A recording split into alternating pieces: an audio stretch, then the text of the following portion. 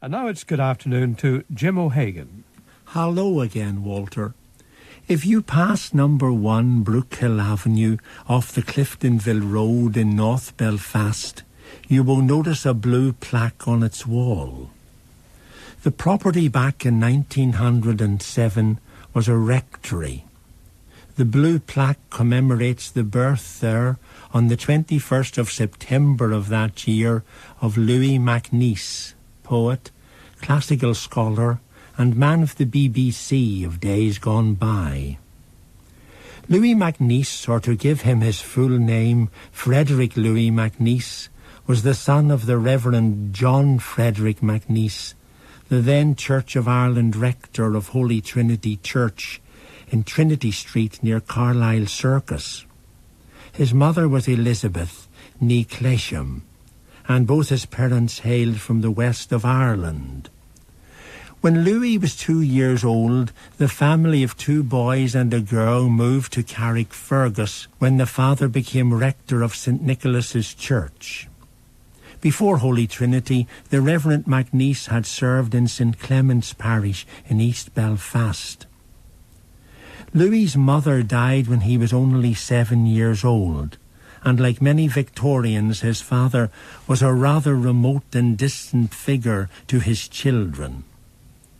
Louis was, in these early years, very close to his sister Elizabeth, who was older than himself. His birth was difficult, and later in life he had a guilt complex that this had something to do with his mother's early death. His other brother Willie was born with Down syndrome. The family had a housekeeper, a Miss Macready, who had something of an obsession with death, and this may have influenced to some extent Louis's own sense of morbidity. He had strong feeling about this which lasted all his life, and is reflected from time to time in his later poetry, though he once said, "At 5 the black dreams began." From childhood, Louis had a very well-developed imagination, which he put to good use in his childhood writing, and the make-believe games in the house and garden of the rectory in North Road, Carrick, in which he and Elizabeth were the participants. As a child, when attending school in St. Nicholas, the coat of arms near the Chichester monument in the building always frightened him. In 1917, John Neice, who was a Home Ruler and had refused to sign the 1912 Ulster Solemn League and Covenant, much to the distaste of many of his congregation, married for a second time. His bride was B. Greer, a wealthy local lady with a large house in Carrick and a property in London. At 10 years of age, young Louis was sent to Sherborne, the well-known prep school in Dorset. Previously, he had been educated at home, partly by his father. At Sherborne, he came under the strong literary influence of its headmaster, Mr. Leighton Powys. Louis became a voracious reader, with a very impressive list of books read by the time he was 14. He then won a scholarship to the English public school Marlborough College in Wiltshire in 1921, but continued to visit Carrick during school vacations. Later in his poetry he spoke of Carrick, and reflecting of his school days in Dorset said, "Far from the mill girls, the smell of porter, the salt mines, and the soldiers with their guns." At Marlborough at the same time, and sharing the same Spartan type of existence and much physical discomfort, was the future poet laureate John Betjeman and Anthony Blunt, who was the sometime keeper of the Queen's pictures and later disgraced as a communist spy. Blunt was for a time a close friend of Louis, but Louis could never be described as a communist fellow traveller. Reading about his time at Marlborough, Walter, made me realise that some of the boarding schools of old were not in ways civilised places. In his unfinished autobiography, The Strings Are False, written in 1940 and published in 1965 by Faber and Faber, he tells of how, when entering the dining hall, one had to stick a fork in one's patty and a spoon into one's porridge. If you didn't do this, another boy could beat you to it and claim your portions as well as his own. So much for manners. He also speaks interestingly about the word condescending. Apparently at this school, the word was a corruption of can't you send. No one in junior house could condescend till he was in his third term. By this was meant he could say at table, condescend the sugar or the milk or whatever, and that item would be passed along to him. However, a boy in a higher form was entitled to intercept and claim the desired thing for himself along the way. Younger boys in this scheme of things could be continually thwarted when trying to help themselves from a bowl or jug. In this way, one was rather crudely taught their place. From Marlborough, where he developed a passion for rugby that remained with him throughout his life, he won a scholarship to Merton College, Oxford, where he read classics and philosophy. At Merton, he was rather lonely and very much an aesthete. He did not share in the usual interests of undergraduates, and had not taken the trouble to make himself known socially, except to a few intimate friends. By now the writing of poetry had taken quite a hold on him. Indeed, the college authorities, whilst considering him an unusually gifted person, felt he spent too much time on poetry. However, it did not prevent him obtaining a double first-class degree, and in 1930 he became an assistant lecturer in classics at Birmingham University after his studies at Oxford were completed. At Oxford he had become friendly with a young girl, Mary Beasley, a Jewess and professor's daughter, who had the reputation of being the best dancer in the university. Shortly after he moved to Birmingham, they married, and for a time had an idyllic life, being very much absorbed in each other. In 1934, a son, Daniel John, was born to the couple, but the next year Mary left Louis and Daniel John for another man. And in 1936, Louis left Birmingham and took up a post at Bedford College in London. He was to remain here until joining the BBC in 1941. In appearance, Louis was rather tall, and at Oxford dressed dandyish and elegantly. Many who met him then and later found him a reserved, rather shy man who had little conversation, but with a distinctive speaking voice, often described as gravelly. He often wore an expressionless look on his face.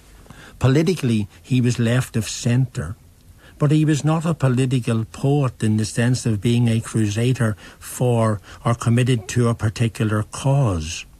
Rather, he was a great wordsmith, the quality of whose work was best reflected in how things were said and ideas and arguments put across, and in the poet's own passionate belief in those ideas and arguments.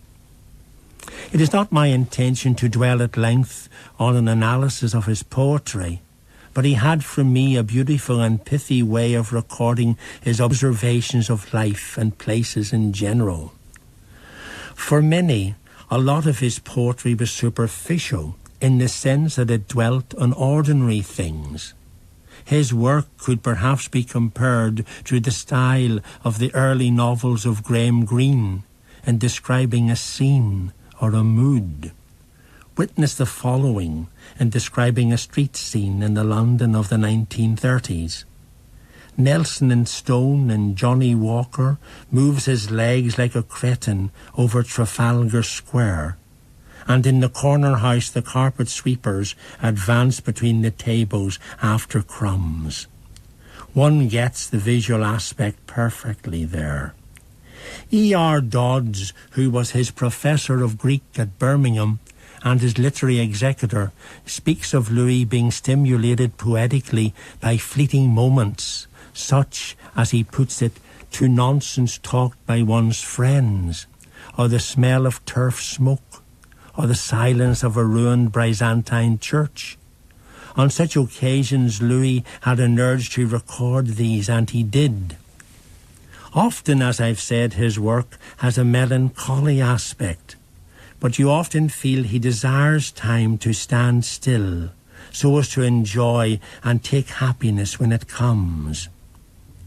During his undergraduate days, he had produced a slim volume called Blind Fireworks.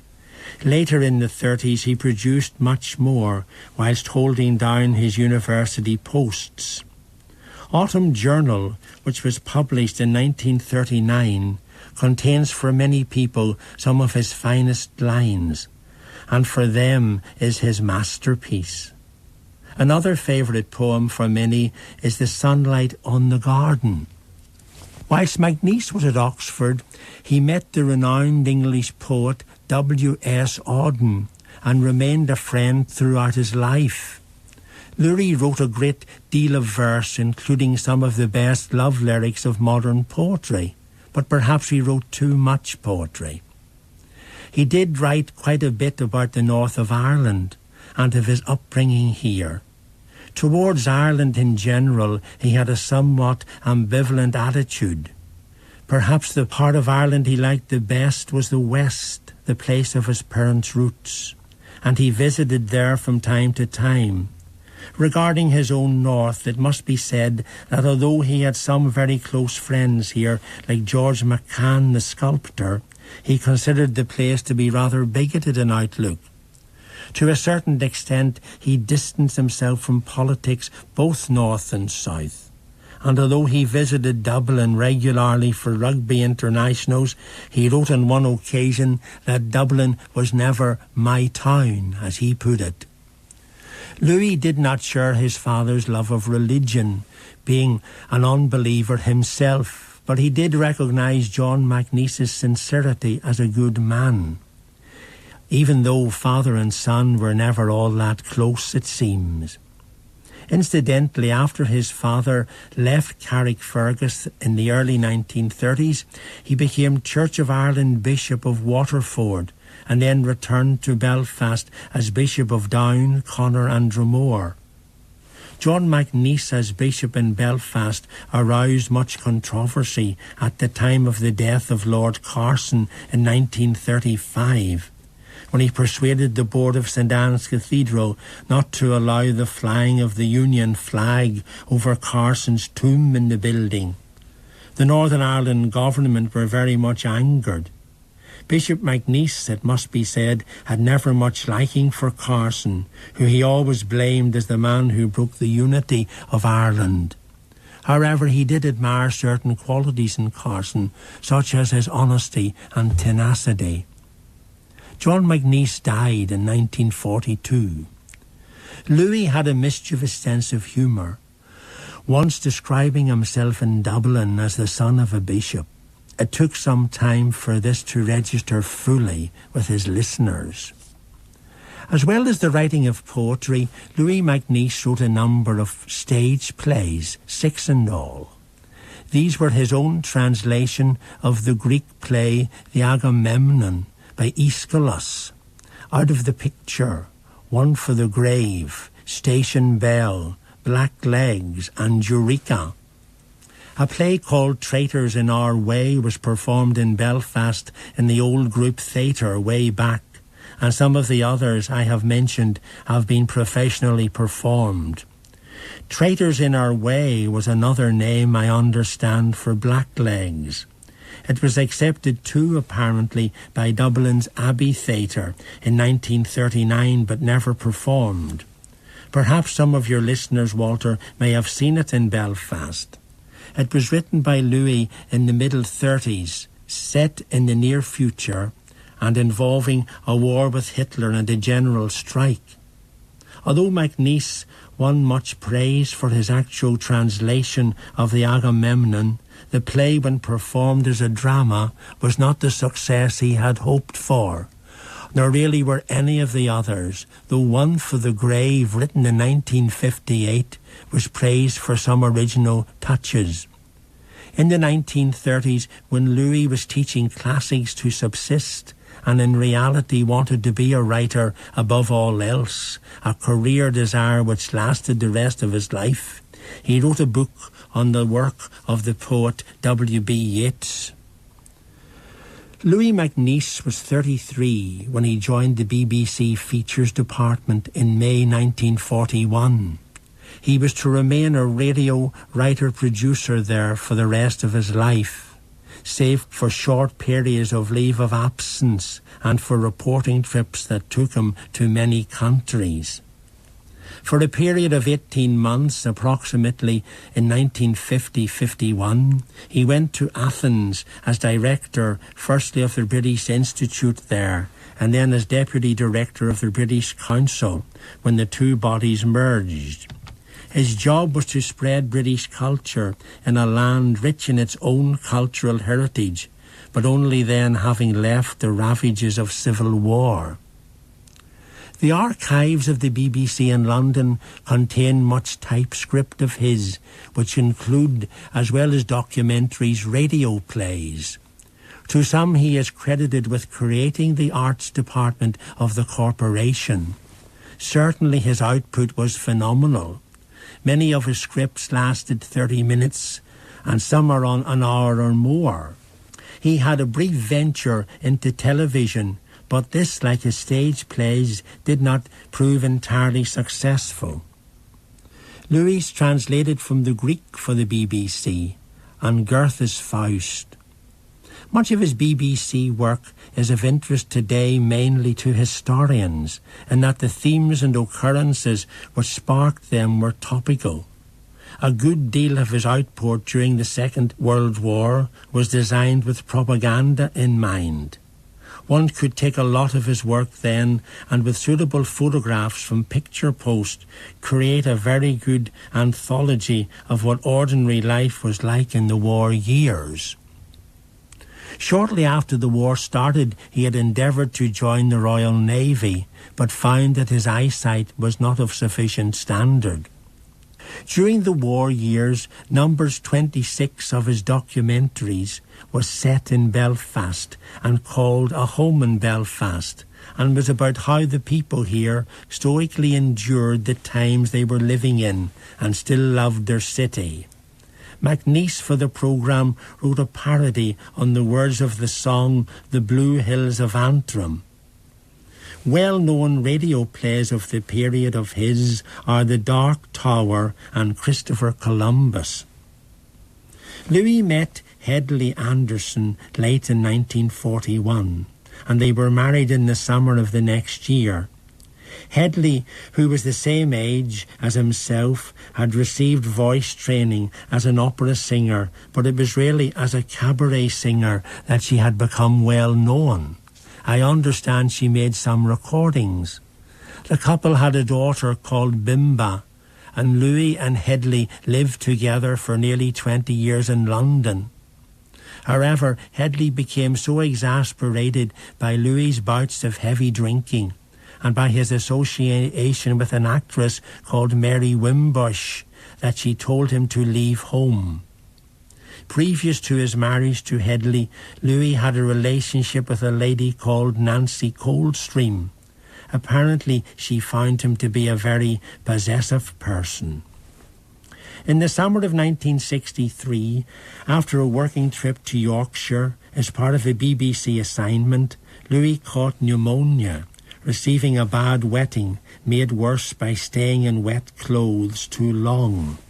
He had been accompanying the recording engineers down a cave. He never recovered from this soaking and died on the 3rd of September 1963, just a few days short of his 56th birthday.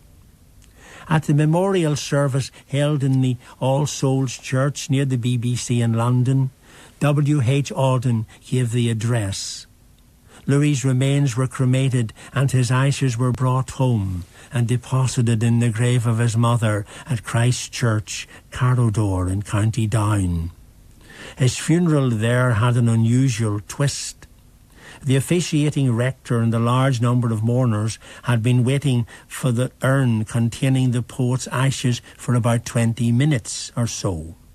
Suddenly they noticed a taxi stopping some way along the long lane to the church, and a lady got out with the urn underneath her arm. She walked on until she reached the church gate. It was Louis's estranged wife, Headley, and then she merely handed over the ashes and without further ado turned and retreated to the taxi. Just recently on a visit to the site, I noticed her name on the gravestone, so in death they both are buried together. Louis MacNeice was a literary critic and reviewer of books too. Some reviewers of his poetry stated in places his work is rather dull, though Michael Longley says memorably in admiration of his work that he is a poet of all 5 senses. Much of his output is of the highest quality and would enable him to be considered one of the best of modern poets. However, a number of people feel that the long years he spent with the BBC blunted his poetic vision to an extent. As against that, his final 2 books, Solstices and The Burning Perch, written just a year or so before his death, are, I feel, amongst his finest poetic efforts. Like many other creative artists, his private life was turbulent, and at times he caused much pain to those near to him. It is as well to remember that he suffered a lot of emotional pain himself, especially in his childhood and early adolescent years.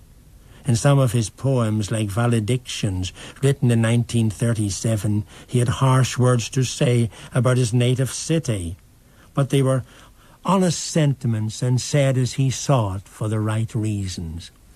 In 1995, John Stallworthy produced a very comprehensive biography, which was published by Faber and Faber. There are a number of other texts which deal with his work. One of my favourites is called Time Was Away, edited by Terence Brown and Alec Reid and published by Dolman Press in 1974. In it, many friends and distinguished critics discuss his life and work. Time Was Away was the title of one of his well-known poems.